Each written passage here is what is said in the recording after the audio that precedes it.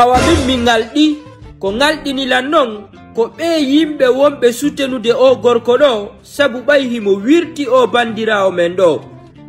a joni ko sa wirti goddo si towna bala joni ko sa wirti goddo si valeur ma ƴawa joni sa wirti goddo yimbe men ko yo félicité hore dum don hay Allah subhanahu wa ta'ala no teddini fi debbo Allah subhanahu wa ta'ala no dali yen surrindir hakkune men o surray woni ko boƴƴi woni ko boni woni hakkune mabbe o gorko do normalement si mo respecti hore makko mo respecti bandirabe makko ben mo respecti famille makko o wonata no sabu wirtugol o debbo quel qu'en soit PDX ko woni hakkune mabbe woni ko moƴƴi woni ko boni o duwaka wirtugol o debbo mi yimbe buyno ara acharno yo debbo inna wayra yelman debbo mardo bibbe divorce do ko honnu naadi moy kelagol onon tigol lanni inude debbo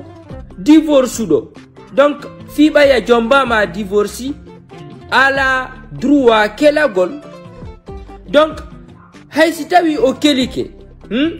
wona kanko tu fuddi kelagol wona kanko tu woni kelagol donc enen fow e waday sifadim piiji e waday boneji be kelota ko be no wadde boneji go donc goto ala droit nyaawugol goddo hayalla subhanahu taala nela onno nelabe annababe be o neli be fow o neli be ko yottingol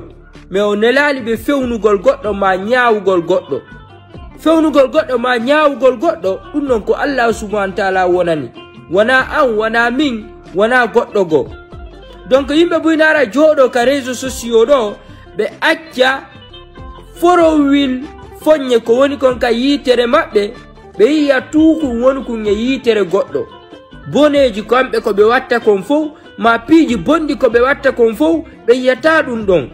e yowo konu naadi o debbo e kelagol ko divorce do ma konun divorce ni moy modi makko joni an amijitaki debbo acci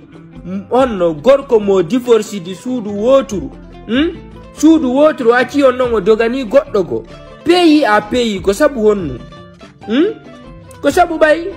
ko daw hebata buttu bernde neddo ko dum dabbata buttu bernde kala ko buttintamo bernde ko weltintamo neddo ko dum dabbata sina dum gorko foko gorko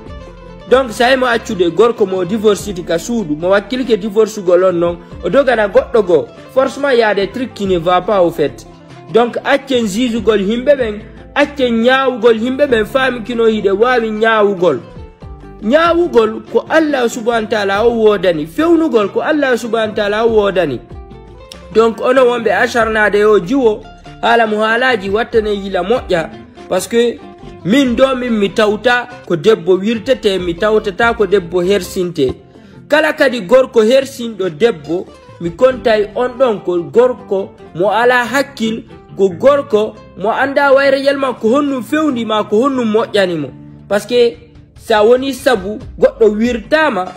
to wutar ça va te rattraper si rattrapali maka aduna do la kala rattrapoite parce que Allah subhanahu wa ta'ala no dali surrindire hakkunde mon mi surraw donc partageez lan o vidéo au maximum fiyo yimbe buy waaw mo yiwgol wassalam.